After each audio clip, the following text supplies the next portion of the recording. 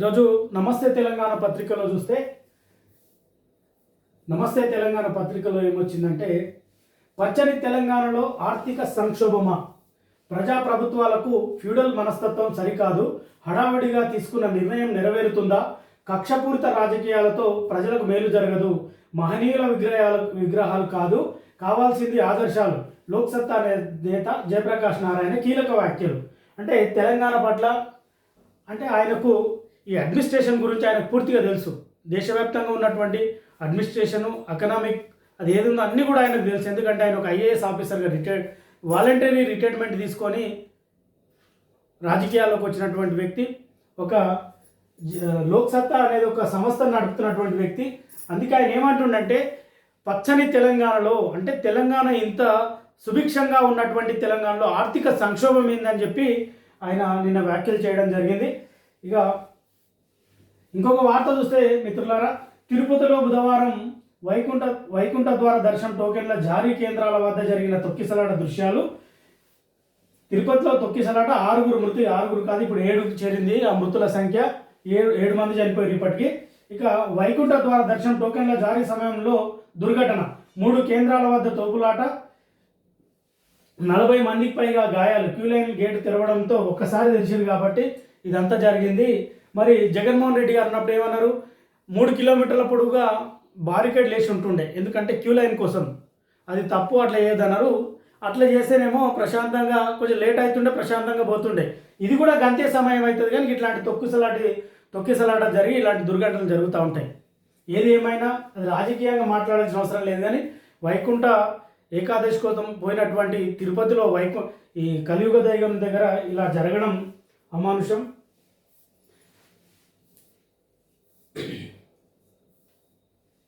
తెలంగాణ భవన్లో బుధవారం జరిగిన బీఆర్ఎస్ నూతన సంవత్సరం డైరీ ఆవిష్కరణ కార్యక్రమంలో పాల్గొన్న పార్టీ వర్కింగ్ ప్రెసిడెంట్ కేటీఆర్, మాజీ మంత్రులు హరీష్ రావు, పొన్నాల లక్ష్మయ్య, మండలిలో విపక్ష నేత మధుసూదనాచారి, ఎమ్మెల్యే కౌశిక్ రెడ్డి, పార్టీ నాయకులు శంకర్ నాయక్, పాలమర్లు. రాష్ట్రంలో 3D పాలన, డిస్ట్రక్షన్ ఏడాదిగా ఇదే. హామీలపై మాట తప్పిన కాంగ్రెస్ నిలదీద్దాం, ప్రభుత్వం మోసంపై ఏడాదంతా కొట్లాడదాం, ఒక్కో కార్యకర్త ఒక్కో కేసీఆర్లా పోరాడాలి, అక్రమ కేసులకు ఎవరు భయపడొద్దు, బీఆర్ఎస్ పార్టీ 60 లక్షల మంది కుటుంబం, గ్రామం నుంచి రాష్ట్ర స్థాయి వరకు కమిటీలు, పార్టీ కార్యకర్తలకు శిక్షణ తరగతుల నిర్వహణ, బీఆర్ఎస్ వర్కింగ్ ప్రెసిడెంట్ కేటీఆర్ వెల్లడి, కోతలు లేకపోతే ఎగవేతలు, కాదంటే కేసులు. ఇక ఏడాది పాలనలో ప్రజలకు సీఎం చేసింది ఏం లేదు, మాజీ మంత్రి సిద్దిపేట ఎమ్మెల్యే హరీష్ రావు ఫైర్. తెలంగాణ భవన్లో ఘనంగా పార్టీ డైరీ ఆవిష్కరణ. కార్యకర్తలు, బీఆర్ఎస్ పార్టీకి కార్యకర్తలు ఎటు పోలేరు, కానీ కొంత మాత్రం భయంతోనైతున్నారు.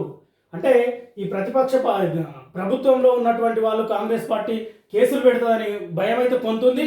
ఇంకొకటి ఏంటంటే బీఆర్ఎస్ పార్టీ కోసం ప్రాణాలకు తెగించి పోరాటం చేసేటటువంటి కార్యకర్తలు అయితే ఇప్పుడు పార్టీకి ఉన్నారు. కానీ గతంలో జరిగినట్టు మళ్ళీ మాకు అన్యాయం జరుగుతా అని ఒక మీమాంస మాత్రం వాళ్ళ మనసుల్లో మెదులుతూ ఉంది. ఎందుకంటే గతంలో వ్యాపారవేత్తలు, ఇతర పార్టీలోంచి వచ్చిన వాళ్ళే ఇక్కడ 10 సంవత్సరాలు ఫలాలు అనుభవించారు. పార్టీని నమ్ముకున్న వాళ్ళు మాత్రం ఎలాంటి ఫలాలు అనుభవించలేరు. అయినా ఇప్పటికీ కూడా పార్టీని పట్టుకొని ఉన్నారు. కాబట్టి అధిష్టానం భవిష్యత్తులో ఇంకా ఇలాంటి పొరపాట్లు జరగకుండా చూసుకోవాల్సిన అవసరం అయితే ఉంది. ఇక న్యాయవాదిని వెంట తీసుకెళ్లొచ్చు. కేటీఆర్పై ఫార్ములా ఈ కేసులో ఏసీపీ అధికారులకు హైకోర్టు ఆదేశం. విచారణ తీరుపై అనుమానాలుంటే ఇక మళ్ళీ కోర్టుకు రావచ్చన్న న్యాయమూర్తి. ఇక ముగిసిన అరవింద్ కుమార్, బిఎల్ఎన్ రెడ్డి విచారణ. ఇక సబ్ రిజిస్ట్రార్పై వేటు, 154 ప్లాట్ల రిజిస్ట్రేషన్లో నిబంధనల ఉల్లంఘన, బినామీ పేర్లతో కాంగ్రెస్ నేత భూదందా, నమస్తే తెలంగాణ కథనంతో బహిర్గతం, విచారణకు ఆదేశించిన ఉన్నతాధికారులు, అక్రమాలు నిగ్గు తేలడంతో చర్యలు మొదలు, బాధితులతో రాజీకి సదరు నేత ప్రయత్నం, ప్రజాప్రతినిధి అక్రమాలపై ఇంటెలిజెన్స్ ఆరా. ఇది ఏదేమన్నా ఈ నమస్తే తెలంగాణ పత్రిక బయటికి తీసుకొచ్చింది. ఈ సబ్ రిజిస్టర్ చేసినటువంటి కథ ఏదైతుందో, ఇది యాదగిరిగుట్ట దగ్గర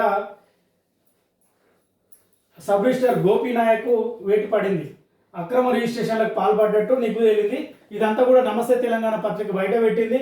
ఈయన మీద ఉన్నతాధికారులు విచారణ జరిపి ఈయన అక్రమాలకు పాల్పడ్డట్టుగా తెలిసింది కాబట్టి వీళ్ళని సస్పెండ్ చేశారు. ఇక హైదరాబాద్కు జలగండం ప్రత్యామ్నాయం ఉందా? భయపెడుతున్న ఏఎంఆర్పి సిస్టర్న్ లీకేజ్లు, శాశ్వత మరమ్మతులు చేయాలంటున్న నీటిపారుదల శాఖ ప్రత్యామ్నాయం చూసుకోవాలని జలమండలికి సూచన. ప్రభుత్వానికి లేఖ రాసిన నీటిపారుదల శాఖ ఈఎన్సీ. సుంకిశాల పూర్తయితే సాఫీగా నగరానికి కృష్ణా జలాలు. మేఘా కంపెనీ తప్పిదంతో 4 నెలలైన పునరుద్ధరణకు నోచుకొని సుంకిశాల పనులు. ఇప్పుడు ఈ మేఘా కృష్ణారెడ్డి మీద చర్యలు తీసుకునే పరిస్థితి అయితే ఈ ప్రభుత్వం లేదు. ఎందుకంటే ఆల్రెడీ రేవంత్ రెడ్డి గారిని ఇంకా కొంతమందిని కొనేసిండు ఇప్పటికే ఆయన. ఎందుకంటే గతంలో కాళేశ్వరంలో ఉన్నటువంటి బ్యారేజీలన్నీ పని నడిచేటప్పుడు మేఘా కృష్ణారెడ్డికి ఉన్నటువంటి కాంట్రాక్ట్లను వాటిపై అనేక రకమైనటువంటి ఆరోపణలు చేసినటువంటి రేవంత్ రెడ్డి గారు ఈరోజు అలై బలై తీసుకొని వాళ్ళు ఏ విధంగా మనందరికైతే తెలుసు. మొన్న కొడంగల్ లిఫ్ట్ ఏదైతుందో ఈయనకే ఇచ్చిండు కదా.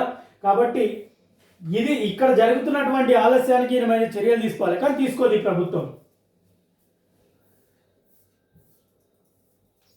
ఇక మహిళా రైతుపై పోలీసుల ప్రతాపం.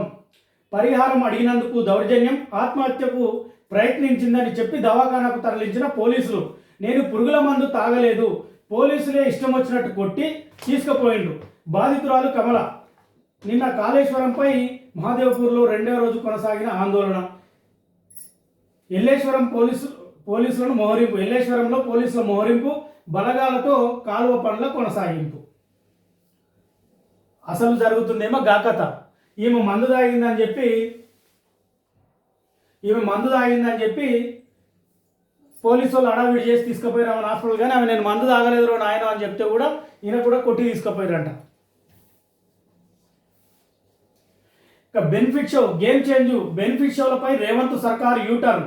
ఇటీవల బెనిఫిట్ షోలు, అదనపు షోలు, టికెట్ ధరలు పెంచనని చెప్పిన సీఎం నెల రోజుల్లోపే మాట మార్చిన ప్రభుత్వం. దిల్ రాజు సినిమాకు ప్రత్యేక అనుమతి. దిల్ రాజు రెడ్డి ఆయన కూడా ఒక రెడ్డి. ఆయన సినిమాకు ప్రత్యేక అనుమతి, టికెట్ల రేట్లు పెంచుకునే వెసులుబాటు. ఎందుకంటే ఇప్పుడు దిల్ రాజు సినిమాకే ఎందుకు పెంచుతున్నారంటే మొన్న సినిమా వాళ్ళంతా కూడా ముఖ్యమంత్రితో మీటింగ్ అయింది కదా. అక్కడ 400 కోట్లు ఇవ్వాలన్నట్టుగా ఒప్పందం జరిగింది.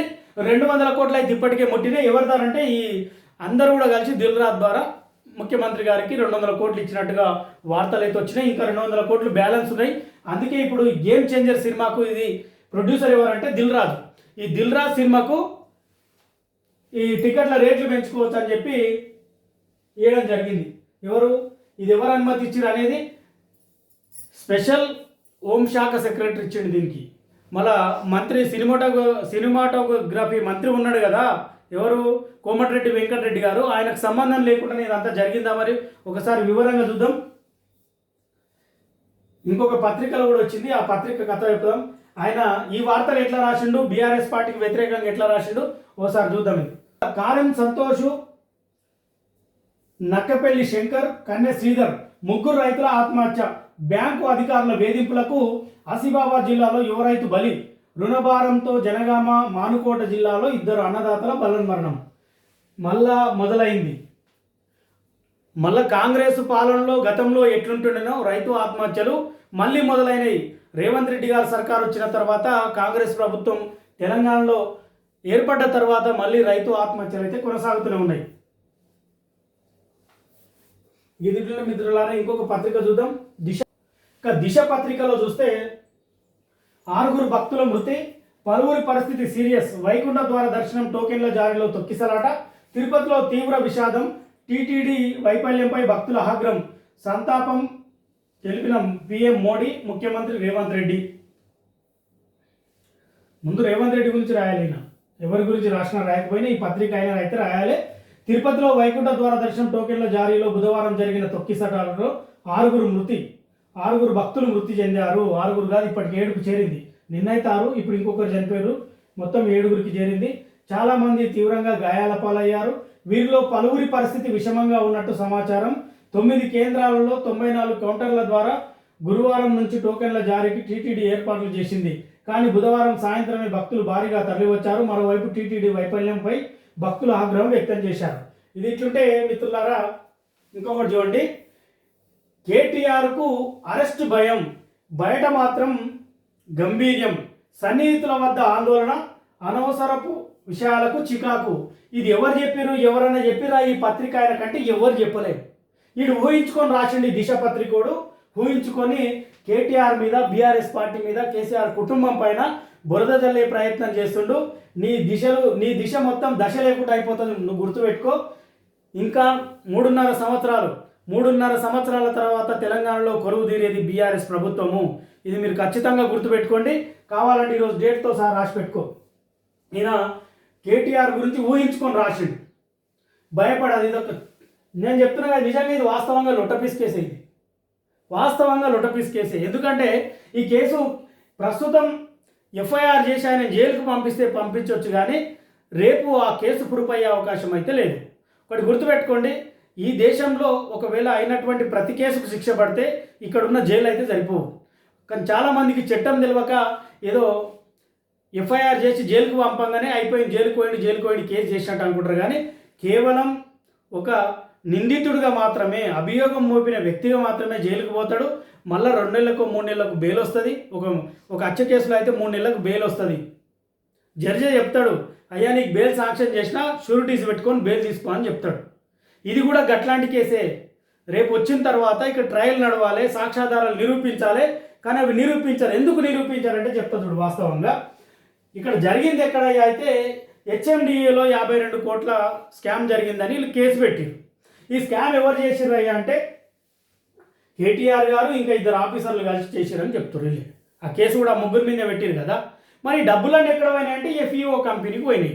మరి డబ్బులు ఏడున్నాయి? అమెరికాలో ఉన్నాయి. మరి డబ్బులు రికవరీ చేయాలి కదా, కేసు పెట్టడమే కాదు, రికవరీ చేయాలి కదా. రికవరీ చేయాలంటే కేటీఆర్ గారి మీద కేసు పెట్టినట్టే ఎఫ్ఈఓ కంపెనీ మీద కూడా కేసు పెట్టాలి. కానీ ఆ కంపెనీ మీద కేసు పెట్టలే. ఎందుకు పెట్టలేరంటే ఆ కేసు ఎందుకు పెట్టలేరంటే ఒకటి, ఎందుకు పెట్టలేదు, ఈయనండి ఈ ఎఫ్ఈఓ కంపెనీకి సంబంధించిన ఒక ప్రతినిధి రేవంత్ రెడ్డి గారిని కలిసి మాకు ఈ అగ్రిమెంట్ జరిగింది, గతంలో 52 కోట్లు ఇచ్చినమాట వాస్తవం, మళ్ళీ మాకు డబ్బులు రావాలి, దాని గురించి మిమ్మల్ని అందుకే అపాయింట్మెంట్ తీసుకున్నామనంటే మీకు డబ్బుల కదా పక్కకు పెట్టుండి ముందు ఈ కేసులో కేటీఆర్ నేను జైలుకు పంపిస్తా, మీరు నాకు జర సహకరించుండి, ఆ తర్వాత నేను మళ్ళీ హైదరాబాద్లో ఈ రేసు నిర్వహించుకునేటట్టు ఏర్పాట్లు చేస్తా అని చెప్పి మొత్తం నాదే నడుస్తా అని చెప్పి రేవంత్ రెడ్డి గారు ఇలా చెప్పడం జరిగింది. అందుకు ఈ కేసు మాత్రం నిలబడే పరిస్థితి అయితే లేదు. ఖచ్చితంగా ఈ కేసు ప్రభుత్వం ఓడిపోతుంది. ఇది ఖచ్చితంగా ఓడిపోతుంది, నేను గ్యారంటీగా చెప్తున్నా.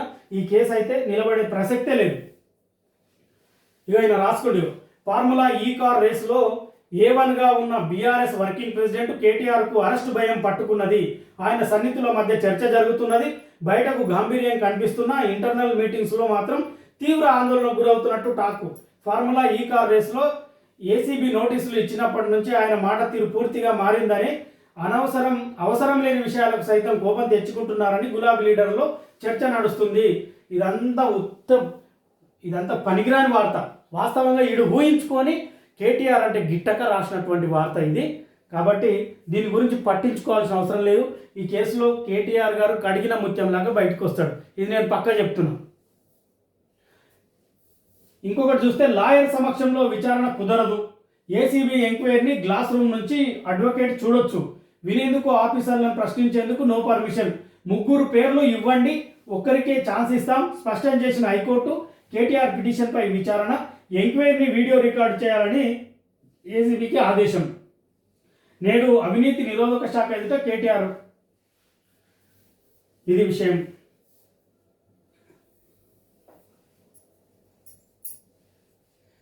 ఇక 9 గంటల పాటు ప్రశ్నల వర్షం. బిఎల్ఎన్ రెడ్డిని విచారించిన ఈడీ ఏ ప్రాతిపాదికన నిధులు విడుదల చేశారని క్వశ్చన్. కేటీఆర్ ఆదేశాల మేరకే అగ్రిమెంట్లో ఆయన అన్ని తానే వివరించారు. ఏసీబీ అధికారులకు అరవింద్ కుమార్ స్టేట్మెంటు. ఐఏఎస్పై ఆఫీసర్ల ప్రశ్నల వర్షం. ఏది ఉన్నా, ఎన్ని ప్రశ్నలు వేసినా, ఏం చేసినా ఈ కేసులో ఏం అయ్యేది లేదు. ఏం చింతపడకండి. కాకపోతే కేటీఆర్ గారిని 4 రోజులు జైల్లో పెట్టవచ్చు. ఎందుకంటే కక్షపూరితమైనటువంటి కేసు కాబట్టి, రాజకీయ దురుద్దేశంతో కక్ష సాధింపు కోసం పెడుతున్నటువంటి కేసు. దీంట్లో ఏమనుకుంటారంటే రేవంత్ రెడ్డి గారిని అలా బిడ్డ పెళ్ళప్పుడు ఆయన తీసుకుపోయి జైల్లో పెట్టిరు అది అని చెప్పిండు కదా. వాస్తవంగా రెడ్ హ్యాండెడ్గా దొరికినటువంటి నిందితుడు ఎవరైతున్నారో రేవంత్ రెడ్డి గారు 50 లక్షలతోటి సూట్ కేసుతో బ్యాగుతో దొరికిండు. అది రెడ్ హ్యాండెడ్గా. ప్రత్యక్షంగా దొరికిన వ్యక్తికి ఇక పనికిరాని కేసు తీసుకొచ్చి ఈయనకు అంటబెట్టి నన్ను నాలే జైలుకు పంపించి నేను ఈయన కూడా జైలుకు పంపిస్తా అంటే పంపిస్తే ఏమవుతుంది? ఈరోజు జైలుకు పోవచ్చు, రేపు రాగానే ఖచ్చితంగా కేసీఆర్ గారు ఇక్కడ ముఖ్యమంత్రి అవుతాడు. కేసీఆర్ గారు ముఖ్యమంత్రి అయిన తదుపరి నీ కుటుంబంలో చాలామంది దేశం విడిచి పారిపోతారు. ఇది గుర్తుపెట్టుకో రేవంత్ రెడ్డి గారు, ఇది పక్కా చెప్తుంది. ఇక గేమ్ చేంజర్ టికెట్ల ధర పెంపు పర్మిషన్ ఇచ్చిన రాష్ట్ర ప్రభుత్వం, బెనిఫిట్ షోకు నిరాకరణ, హోంశాఖ special chief secretary Ravi Gupta ఉత్తర్వులు. అరే సిగ్గులేనోడా, అరే దిశ పత్రికోడా, మరి రాయాలి కదా నువ్వు, ఇది కూడా రాయాలి కదా. అరే 10-15 రోజుల క్రితము రేవంత్ రెడ్డి గారు ఇవన్నీ ఏమున్నాయని చెప్పిర్రు, మరి ఇది ఎందుకు రాష్ట్రం అని క్వశ్చన్ చేసినవారా? అది క్వశ్చన్ చేసే దమ్ము నీకు లేదు. ఎందుకు లేదు